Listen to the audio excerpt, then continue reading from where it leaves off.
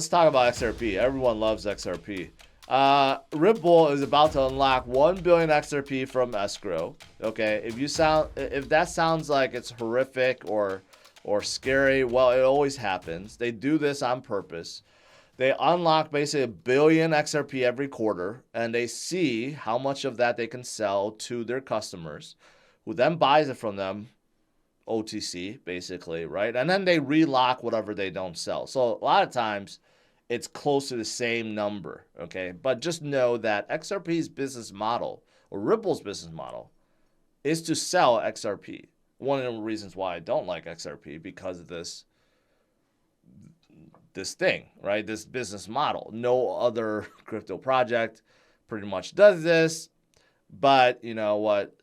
I'm still rooting for them because I do think Brad Garlinghouse is fighting a good fight against the SEC, and I'm waiting for a verdict. I'm waiting for a victory verdict, which will be another catalyst to drive things higher, and that will be fantastic. Now, what about other crypto? Solana. A lot of you guys are still Solana. Solana fans, I should say, and bag holders. That's fine. Now, Anatoly, he just recently said that, you know what? Ethereum may have another layer 2, and that is Solana. It's interesting. So he started talking about, would it be possible for Ethereum to be a Solana L2? Oh, I got that backwards. I was reading this, and I thought he wanted to make Solana L2. No, he wants to make Ethereum a L2 for Solana. That's just utterly ridiculous. All right. I'm not even going to read that because that's just ridiculous. At first, I was glancing at this. I'm like, oh, maybe Solana would want to be an L2 for Ethereum and compete with the likes of Arbitrum and others. That makes sense. Now he's talking about Ethereum becoming an L2 for Solana.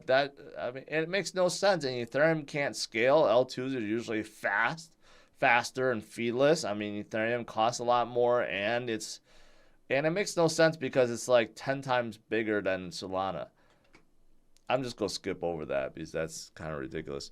Ethereum now has a new token standard. Most of you guys have heard of ERC-20. Almost every single token on Ethereum is ERC-20. There's a few other standards, but there's a new one called 223. This is like the 20 evolved.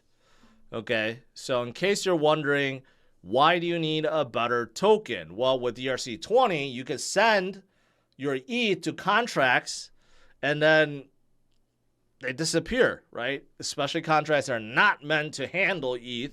Well, they'll disappear. Inefficient gas usage, right? These are major problems. With the new 223, you cannot accidentally send tokens to a contract that doesn't support it, okay? And it consumes 2 times less gas and then prevents further bloating of the blockchain. Basically, it's improvement, okay? I don't know why you have to call it 223. Why don't you just call it ERC-30 instead of 20 or 21, right? Why you have to make it so complicated, I don't know. But, it just shows you. Ethereum continue to improve. Polygon makes another partnership with the Indian government, this time to track land. Interesting. I've seen this before. To track land deeds, and basically, when you have a ledger or a blockchain, right? You could use it for all sorts of things. But anyways, I'm a big fan of Polygon. They can just continue to move forward. I feel like they are very underrated, and they continue to move forward, so that's good. Pancake Swap. Some of you guys do like Pancake Swap. Use it often. They're the biggest DEX on BNB chain, and they have expanded into EVM territory. They have expanded into ETH. And also, now they have expanded in ZK EVM, okay? And that relates to Polygon. So, again, Polygon is just absolutely, they're just killing it right now. The lead developer, Shytoshi, confirms that he will be at this blockchain futurist conference, okay? And he will speak via AI to talk about Shibarium's release date and reveal this world paper. Okay, so I got a lot of people talking about this. Ryoshi, who's the creator of SHIB, disappeared, and people are still speculating where he went, if he started another company or another project. No idea why he left. But Shaitoshi's got, I guess he's kind of like the leader. So I guess this is kind of exciting. We haven't heard much about SHIB recently. So we'll see how many dApps actually come aboard to Shibarium. Layer 2 for Ethereum.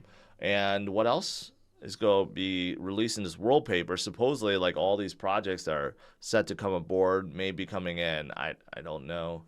But pretty exciting. And SHIB Network is still adding 2,500 addresses per day. This is average in June. And overall, there is close to 1.2 SHIB holders and 77,000 bone holders and 56,000 leash holders. And then you have all these synthetic ones too, but over 1 million SHIB holders out there. That is quite a lot. When I meet people, a lot of time they tell me they got in because of SHIB. Recently, not so much, but definitely in 2021, 2022, when I met people just randomly, like at SeaWorld, for example, someone came up and said, oh yeah, I love you. Actually, 2 people came up and they both said they got in because of SHIB. So a lot of people do get in because of meme coins. So meme coins, the greatest utility of meme coins is to drive people into this space. They're a people driver, regardless of what they're building or not building. But meme coins, that's their ultimate purpose, is to drive people in. And that is a good thing. Twitter receives money transmitter licenses in 3 U.S. states. Okay, Michigan, Missouri, and New Hampshire. So that's pretty good. But what do they need that for? What is Elon up to? Don't know. But is he going to transform Twitter into something else, or build in some crypto functionality or remittance functionality? I don't know, fiat on-ramp, off-ramp functionality. Maybe something, give some love to DOGE.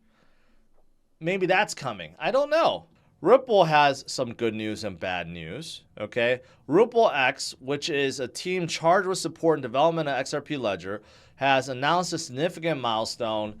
Basically, there is this accelerator for the XRP Ledger. This is kind of like outside of Ripple, even though most of the teams developing on top of Ripple Ledger or XRP Ledger is funded by Ripple, but still there's somewhat of separation. And, this acceleration program is, of course, to draw dApp makers in. There's grants up to $50,000, right? So overall, XRP, the ledger at least, is growing. And there's going to be future dApps on board. So more dApps, more usage, more users, more deflationary, price goes up, right? It's that simple. So I think that's pretty positive overall. Of course, we're still waiting for the lawsuit to be settled with the SEC. We don't know when that's going to happen. Okay, could it be this week? Could it be tomorrow?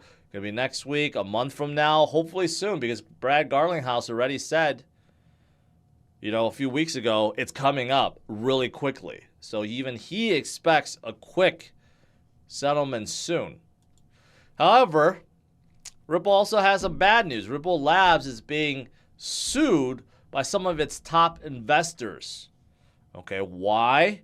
Because they claim, or they allege, that Ripple, came up with a scheme to raise hundreds of millions of dollars through the sale of XRP, unregistered security, to retail investors in violation of registration provisions of federal state security laws. Basically, they're accusing Ripple of basically selling unregistered security, just like the SEC. But these are from Ripple investors, right?